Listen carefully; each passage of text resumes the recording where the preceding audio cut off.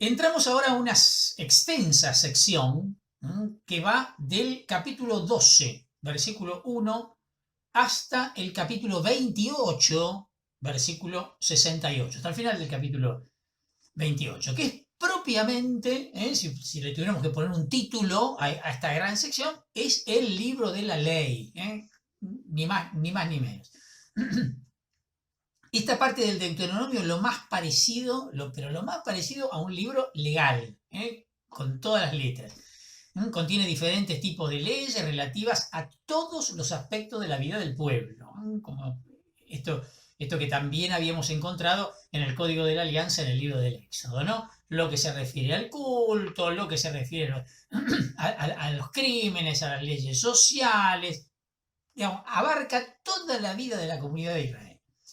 Las repeticiones y los textos homiléticos que se encuentran en esta sección hacen improbable, como se suponía hace un tiempo, que los capítulos 12 al 26 sean de hecho, digamos, y literalmente, el libro encontrado en el templo por Gilquías en los tiempos del rey Josías. Esto que está narrado en el segundo libro de los Reyes, capítulo 22, versículo 8. Evidentemente, podemos tomarlo sí como un libro legal, redactado seguramente, hipótesis, por supuesto, ¿no? Por un grupo de levitas y basado en una vieja ley que tuvo como escenario, digamos, o como contexto, la formación de una anfictionía, la formación de una asamblea de tribus para empezar a formar un grupo homogéneo de estas tribus. Además, una ley que, por las características que tiene, evidentemente fue redactada para el uso de un santuario y que ese santuario a su vez podría ser el santuario de Siquem o el de Mishpah. O sea, resumiendo, sería una suerte de revisión del libro eloísta de la Alianza, esto que encontramos en el libro del Éxodo, capítulo 20 al 24. ¿Sí? Tenemos una nueva versión, una reedición de ese código de la Alianza, aplicado a esta nueva situación. Esto que decimos siempre del libro del Deuteronomio, ¿no? Segunda ley o repetición de la ley, para adaptarla a un nuevo modo de existencia, preparándonos para lo que será la vida sedentaria en la tierra, ya instalados en la tierra prometida. La ley habría sido promulgada desde la capital, dirigida especialmente a las provincias del norte, ante qué? Y ante la esperanza de una próxima liberación respecto del dominio asirio. No se olviden nunca de la línea de tiempo. No perdamos de vista dónde se está escribiendo el Deuteronomio. Por más que nosotros estemos haciendo permanente referencia a Moisés y a la época todavía a la época del desierto, no perdamos de vista que estamos en realidad en la época de la invasión asiria, ¿sí? En la época del rey Josías, cuando Asiria tuvo que sacar medio las garras de encima porque está más preocupada en Babilonia, que se le está viniendo encima, que en defender sus territorios, ¿sí? Respecto de los pueblos que tenían ocupados.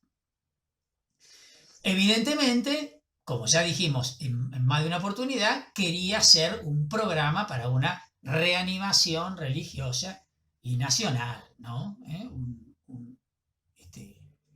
Una resurrección de la vida del pueblo.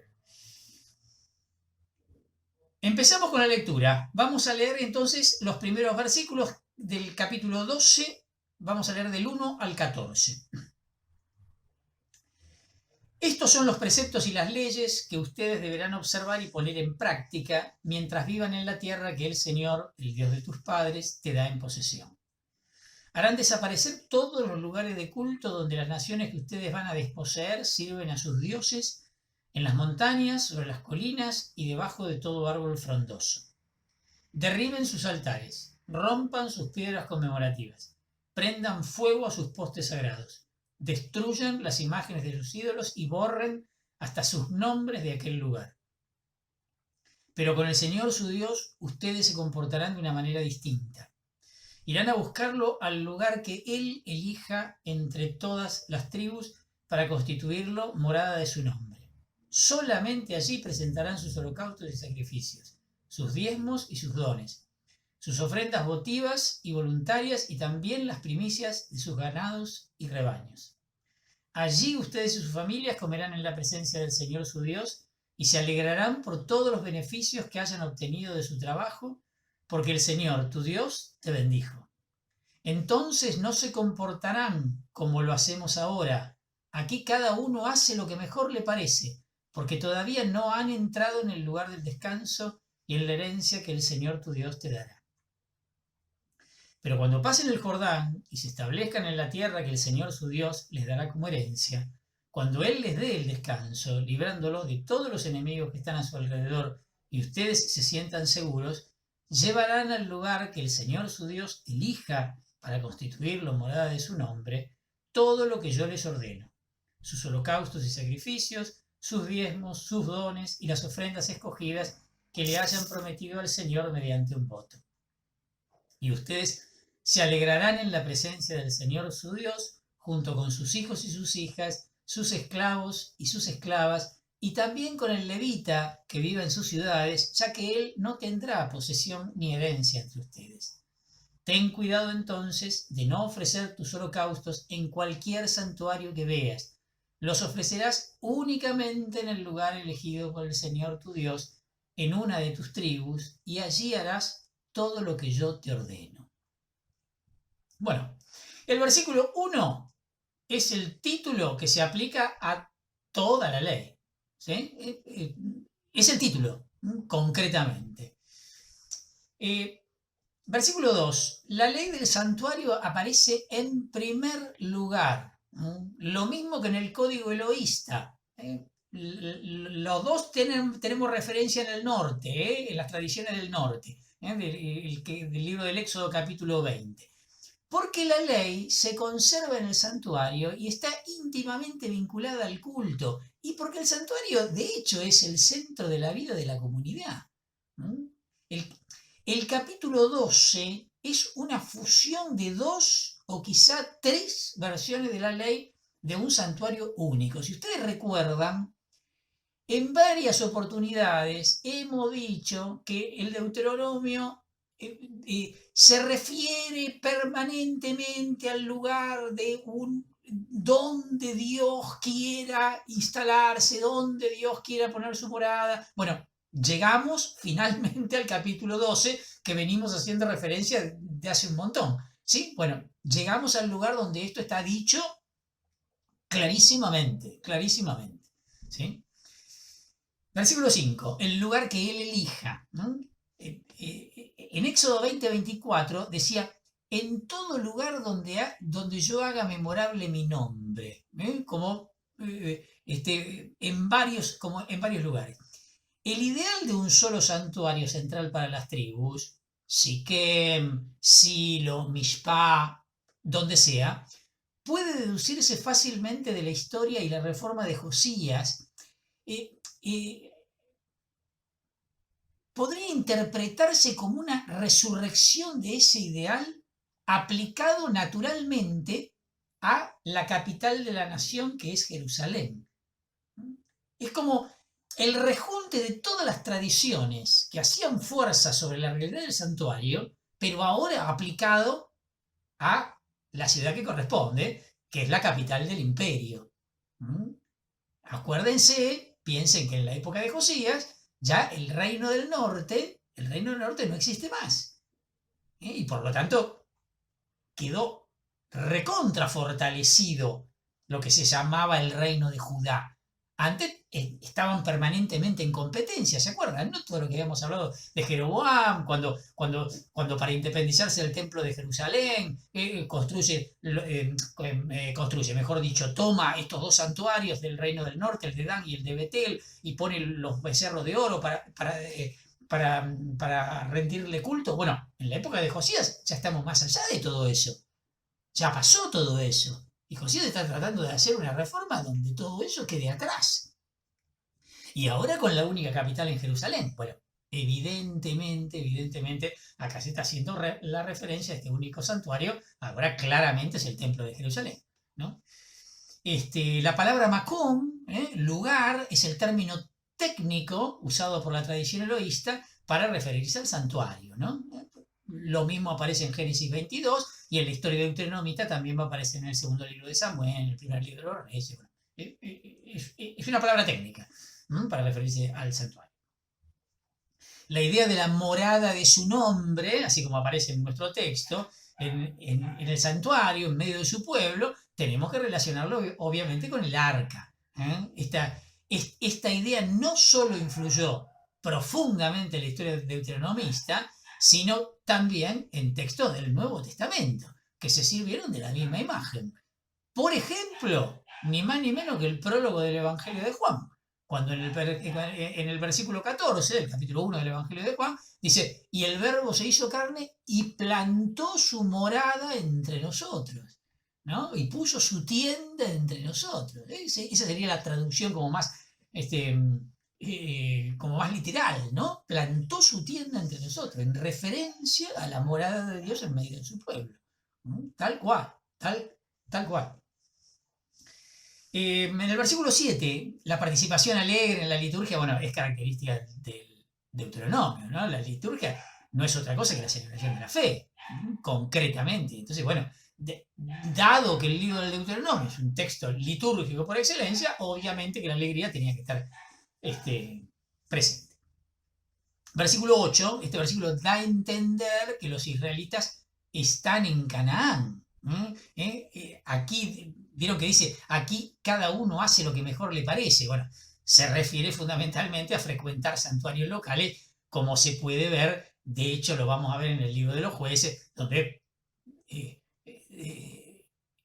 le apuntaban al santuario que más tenían cerca. Bueno, obviamente, otra vez, volvemos a decir lo mismo.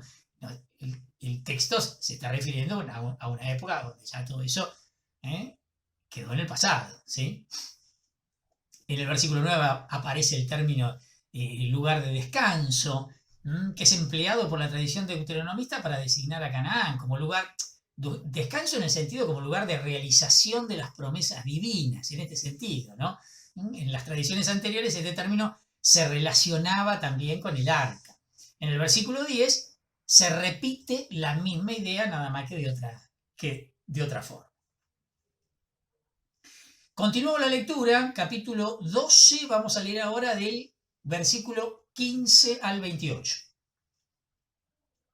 Sin embargo, podrás matar animales y comer carne en cualquiera de tus ciudades, siempre que así lo desees y en la medida en que el Señor tu Dios te bendiga. Podrán comerle igualmente el impuro y el puro, como si se tratara de un ciervo o de una gacela. Pero no comerán la sangre, sino que la derramarás en la tierra como si fuera agua. Tampoco comerás en tus ciudades el diezmo de tu trigo, de tu vino y de tu aceite, ni las primicias de tu ganado y tus rebaños, ni lo que hayas prometido al Señor mediante un voto, ni tus ofrendas voluntarias, ni tus dones. Lo harás en presencia del Señor tu Dios, en el lugar elegido por Él, junto con tu hijo y tu hija, tu esclavo y tu esclava, y con el levita que viva en tu ciudad. Y en la presencia del Señor, tu Dios, te alegrarás por todos los beneficios que hayas obtenido de tu trabajo. Ten cuidado de no abandonar nunca al levita. Cuando el Señor tu Dios ensanche tus fronteras, como te lo ha prometido, y sientas deseos de comer carne, podrás comer todo lo que quieras.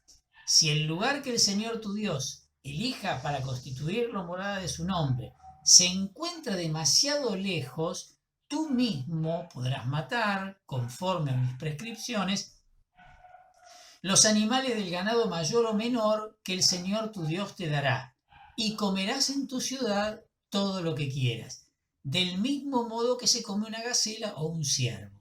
Podrán comerla igualmente el puro y el impuro. Solo tendrás que abstenerte de comer la sangre, porque la sangre es la vida y tú no debes comer la vida junto con la carne.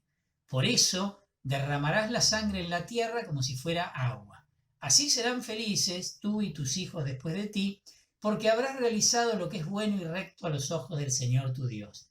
Pero los dones que debas consagrar al Señor y los que ofrezcas en cumplimiento de un voto, irás a llevarlos al lugar que el Señor elija. Allí harás el holocausto de la carne y de la sangre sobre el altar del Señor tu Dios. En cuanto a tus sacrificios, la sangre será derramada sobre el altar del Señor tu Dios y tú comerás la carne. Escucha atentamente todas estas cosas que yo te mando. Así serás feliz tú y tus hijos después de ti, porque habrás realizado lo que es bueno y recto a los ojos del Señor tu Dios. ¿Qué está pasando acá? A ver, especialmente el versículo 15. Primitivamente, toda inmolación de animales era considerada como un acto sagrado, ¿no? Así lo vemos, por ejemplo, en el libro del Levítico, capítulo 17, ¿sí?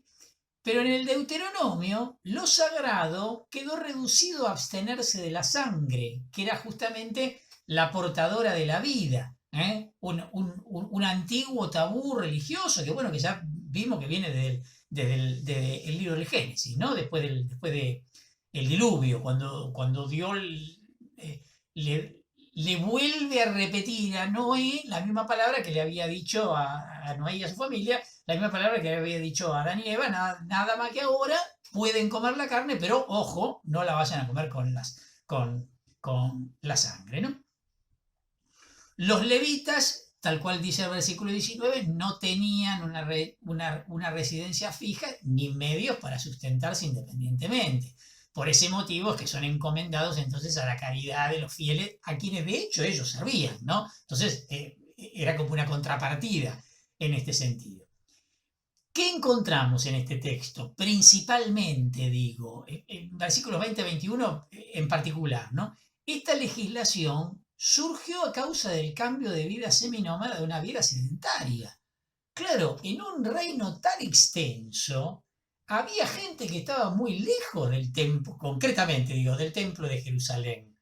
Entonces, no se podía tener esa referencia tan directa. De hecho, surgirán entonces las grandes fiestas de peregrinación, donde todo el pueblo, entonces sí, tendrá que acudir al templo, pero permanentemente no se podía acudir al templo. ¿Se entiende? Bueno, se le da la vuelta a la legislación para que sea aplicable, porque si no sería imposible de cumplir. Los versículos 20 al 28 parecen un paralelo de la prohibición anterior, ¿no?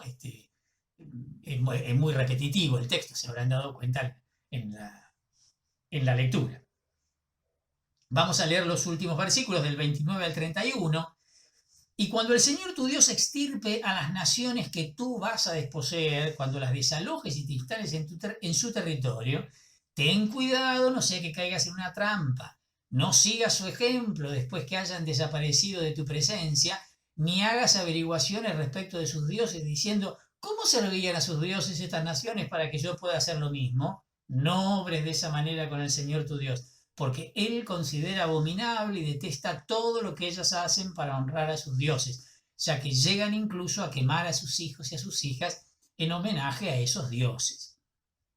Bueno, se repite un tema que, digamos, no estamos analizando de vuelta todo, pues tendríamos que estar repitiendo lo mismo que ya dijimos antes, ¿sí? Todo lo que tiene que ver con dejar atrás los ritos paganos, ¿no?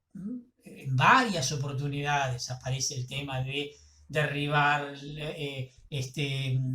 los altares, derribar las piedras conmemorativas, quemar los cipos, etcétera, etcétera, etcétera. Se vuelve a hablar de esto. La fuente de peligro, esto que habla de la trampa, consistía en la creencia de que los que vivían en un pueblo determinado quedaban atados a una especial relación con el dios o los dioses del país. En Canaán, concretamente, los Baales estaban como muy bien asentados en este sentido. Era una creencia popular que los dioses tenían un territorio, era el dios del lugar. Por eso que muchas veces en la misma Biblia, en la historia patriarcal, ya lo vimos repetidas veces, que a Dios se lo nombra con el nombre del lugar, ¿sí? Porque es el Dios que se reveló ahí, por lo tanto es el Dios que se impone en este territorio. No hay una concepción de un Dios universal. Esto tiene que ver con lo que decíamos del progreso hacia una concepción monoteísta estricta que recién vendrá en la época de los profetas. Bueno, solo en una concepción monoteísta estricta se separa al Dios del territorio, concretamente. Hasta, digamos, en la época del Éxodo, en la época de la instalación en la tierra prometida, todavía estamos circunscriptos a esta mentalidad, ¿no? En el versículo 31 se refiere a la práctica del sacrificio de niños, que es mencionada también en la reforma de Josías, en el segundo libro de los Reyes, capítulo 23, aparece también, y aparece también comentando en el libro del Levítico, en capítulo 18, una práctica muy extendida en los pueblos vecinos, que para nosotros es una aberración, y obviamente que es una aberración, pero leído desde el tema de los primogénitos, de la misma manera que se ofrece las primicias de todo, tanto de los animales como de los frutos de la tierra, bueno, era lógico que también se ofrecieran las primicias de los hijos, ¿no? Concretamente. Entramos en el capítulo 13. Vamos a leer del versículo 1 al 18. Practiquen cuidadosamente todo lo que yo les ordeno sin añadir ni quitar nada. Si surge en medio de ustedes un profeta o un intérprete de sueños que te propone un signo o un prodigio y te dice: vamos detrás de otros dioses que tú no conoces para rendirles culto, aunque se cumpla el signo o el prodigio, no hagas caso de las palabras de ese profeta o de los sueños de ese visionario.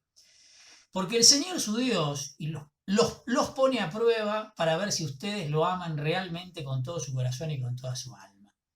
Sigan al Señor su Dios, témanlo y observen sus mandamientos. Escuchen su voz, sírvanlo y sean fieles a Él.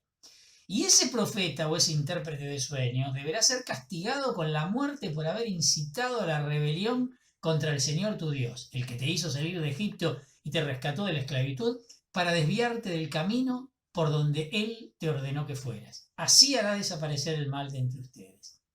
Si tu hermano, el hijo de tu padre o de tu madre, tu hijo o tu hija, la esposa que duerme en tus brazos, o tu amigo más íntimo, trata de seducirte en secreto diciendo: vamos a servir a otros dioses que ni tú ni tus padres conocieron, los dioses de los pueblos próximos o lejanos que están a tu alrededor, de un extremo al otro de la tierra, no cedas a sus instigaciones ni le hagas caso.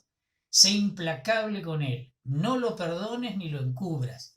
Tendrás que hacerlo morir irremediablemente, que tu mano sea la primera en levantarse contra él para quitarle la vida y que después todo el pueblo haga lo mismo. Deberás apedrearlo hasta que muera, porque intentó apartarte del Señor tu Dios, que te hizo salir de Egipto, de un lugar de esclavitud. Todo Israel, cuando se enteren, sentirá temor y no volverá a cometerse esta infamia entre ustedes. Si de una de las ciudades que te dio el Señor, tu Dios, para que vivas en ella, te llega esta noticia: gente despreciable de tu misma raza ha logrado seducir a los habitantes de su ciudad diciendo: vamos a servir a otros dioses que tú no conociste, investiga el caso, examínalo e infórmate debidamente. Y si es verdad que la cosa es así, que se ha cometido semejante abominación, pasa sin compasión al filo de la espada a los habitantes de la ciudad y consagra el exterminio total con todo lo que hay en ella, incluido su ganado. Reúne luego todos sus despojos en medio de la plaza e incendia la ciudad con todos esos despojos como un holocausto para el Señor tu Dios. Ella se convertirá para siempre en un montón de ruinas y nunca más será reconstruida. Y no retengas nada de lo que debe ser consagrado al exterminio. Así el Señor aplacará el ardor de su ira, se apiadará y tendrá misericordia de ti y te multiplicará como lo juró a tus padres, con tal que tú escuches la voz del Señor tu Dios, observando los mandamientos que hoy te prescribo y haciendo lo que es recto a los ojos del Señor tu Dios. Esta sección contiene 3 estipulaciones en forma de ley casuística. Las 3 comienzan con la partícula hebrea ki, que sería sí, ¿no? Si un profeta, si tu hermano, si oyes. ¿Sí? Son las 3 secciones de texto que acabamos de leer. Son advertencias contra posibles ocasiones de tentación, ¿de qué? Y de practicar la idolatría en Canaán. más adelante, en el capítulo 17, versículo 2 al 7, encontraremos una cuarta estipulación de este tipo. Bueno, acá tenemos estas tres.